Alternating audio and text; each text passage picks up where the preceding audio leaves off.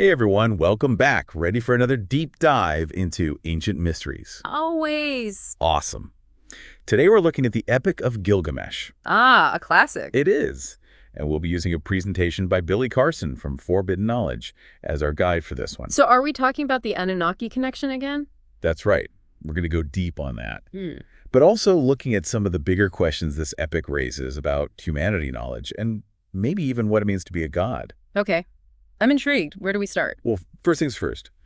Who are the Anunnaki again, for anyone who needs a refresher? Right. So in ancient Mesopotamian mythology, they were these incredibly powerful beings, often depicted as coming to Earth and influencing early human civilization. So imagine early humans, Yeah. just starting to figure things out. Yeah. And suddenly these super advanced beings show up. Yeah. It'd be a total game changer.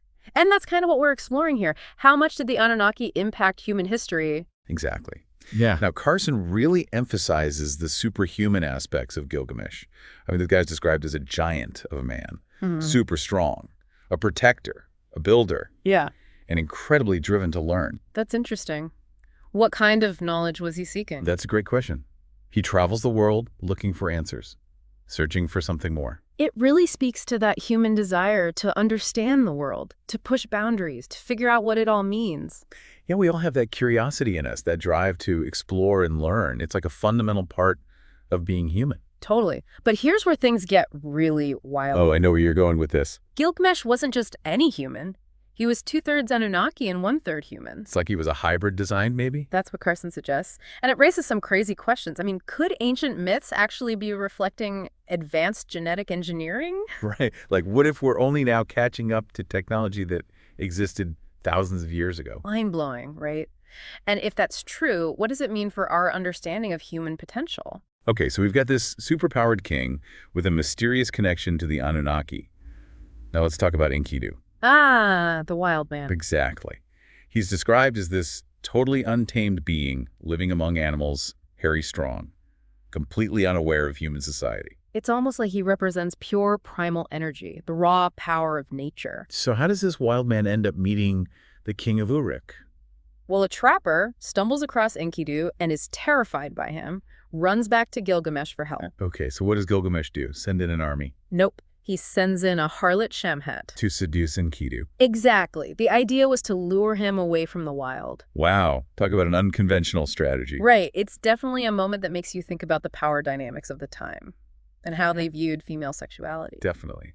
But it's also more than just seduction. Shamhat actually introduces Enkidu to the world of humans. That's right. She teaches him about food, clothing, customs, ideas. So she's like a bridge between the wild and civilization. Exactly. And she literally says to him, Enkidu, you who do not know how to live, I will show you Gilgamesh. He is mightier and more strong than you.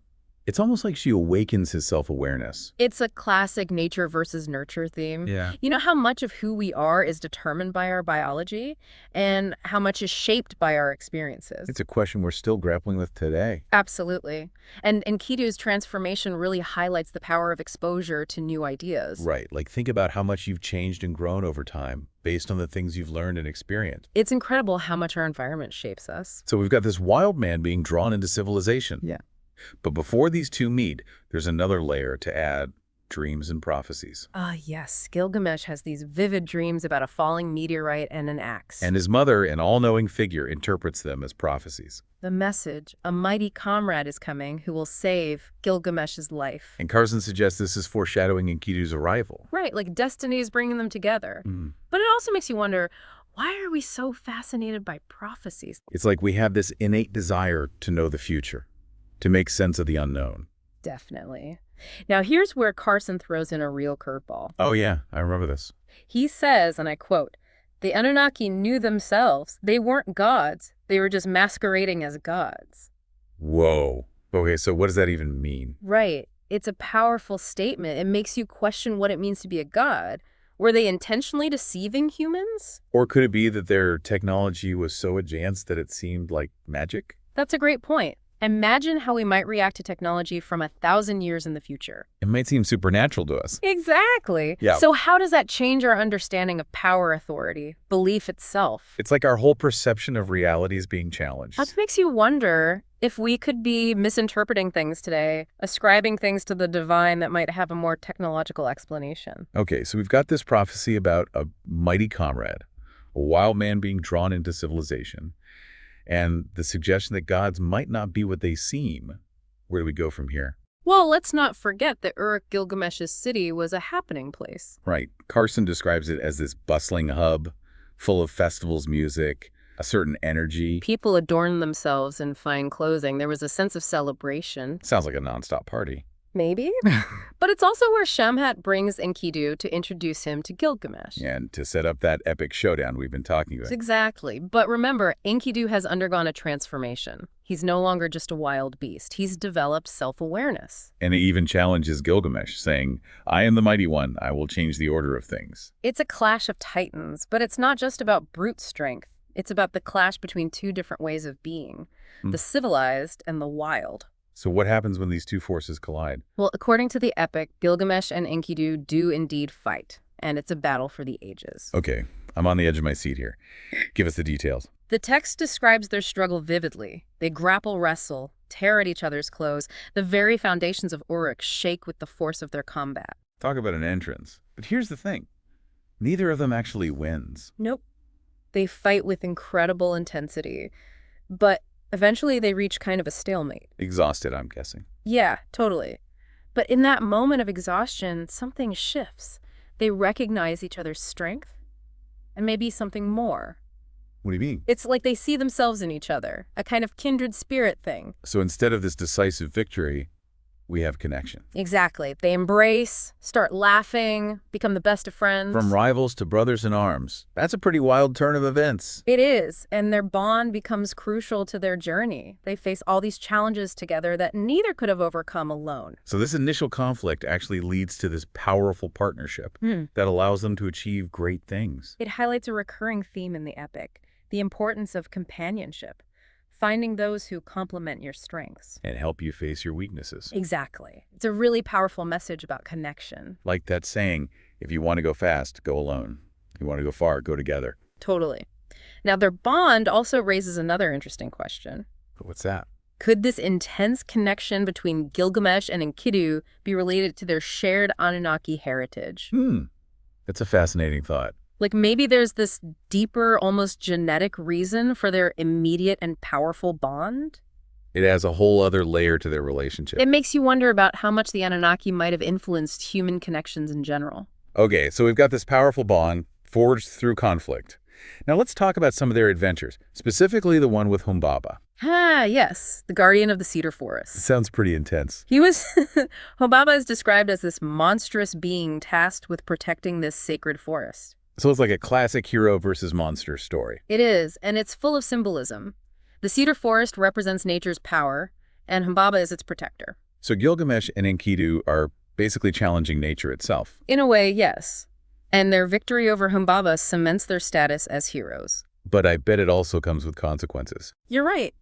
Defeating Humbaba disrupts the balance of nature and angers the gods, especially Ishtar.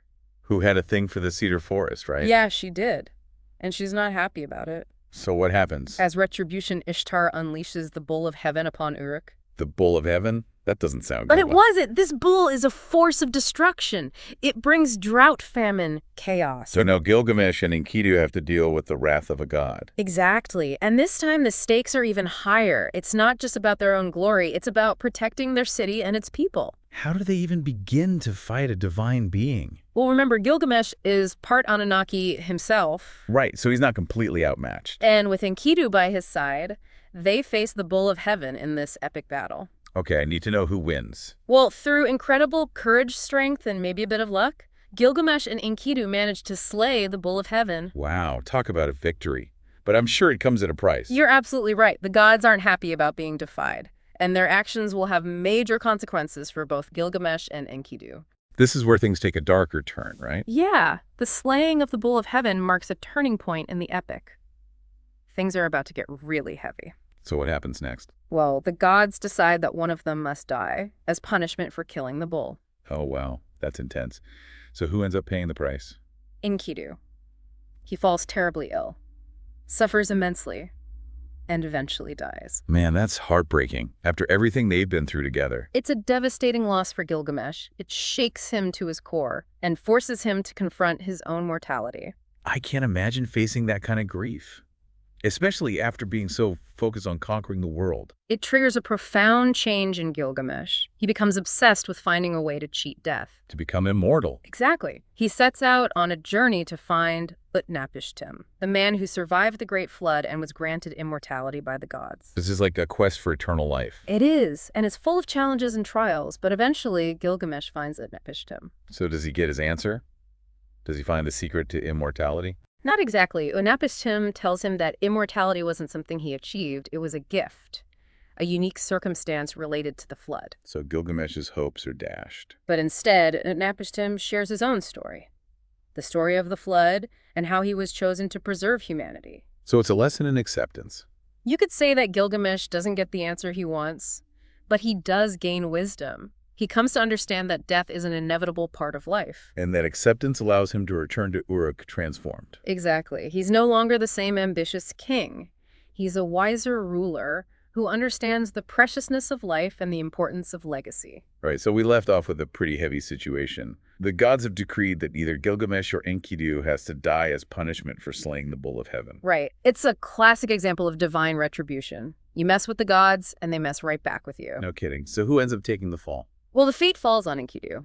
Oh, man. Yeah, he gets terribly sick, Yeah. suffers immensely, and eventually dies. I can't even imagine what Gilgamesh must have gone through, losing his best friend like that, after everything they'd been through. It's a turning point in the story. Gilgamesh is completely devastated by Enkidu's death. It forces him to confront his own mortality in a way he never has before. Yeah, up until this point, he's been this larger-than-life figure, almost invincible. Yeah. But now he's face-to-face with the ultimate limit. Right. And this experience really changes him. It triggers this obsession with finding a way to cheat death to achieve immortality. So his focus shifts from conquering the external world to conquering death itself. Exactly. He sets out on a journey to find Utnapishtim. What was that again? Utnapishtim is this legendary figure who survived the Great Flood and was granted immortality by the gods. So Gilgamesh is basically searching for the secret to eternal life. It's a pretty universal human desire, right? To transcend our limitations. Absolutely. So does Gilgamesh find this at Utnapishtim? Does he get the answers he's looking for? After a long and perilous journey, he does find Utnapishtim, but the answer he receives is not what he expects. Uh-oh. What does Utnapishtim tell him? Well, Utnapishtim explains that immortality isn't something you can just achieve. It was a gift from the gods, a unique circumstance tied to the flood. So there's no magic potion or secret formula? Nope.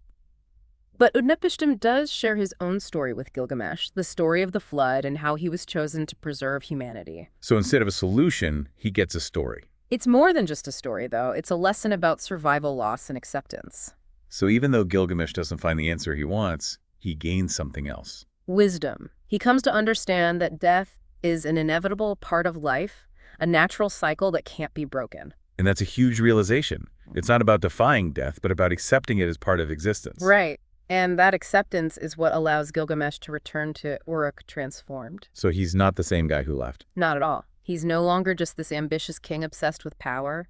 He's become a wise ruler who understands the preciousness of life. And the importance of leaving a meaningful legacy. Exactly. He realizes that true immortality doesn't lie in living forever, but in the impact we have on the world.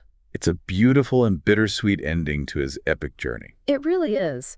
The Epic of Gilgamesh takes us on this incredible journey, from battling monsters and gods to confronting the deepest questions of life and death. And ultimately, it leaves us with this powerful message about the human condition, our search for meaning, and our desire to leave a mark on the world. It's a story that continues to resonate thousands of years later, and it makes you wonder what stories we're telling today that will echo through time. That's a great question to ponder.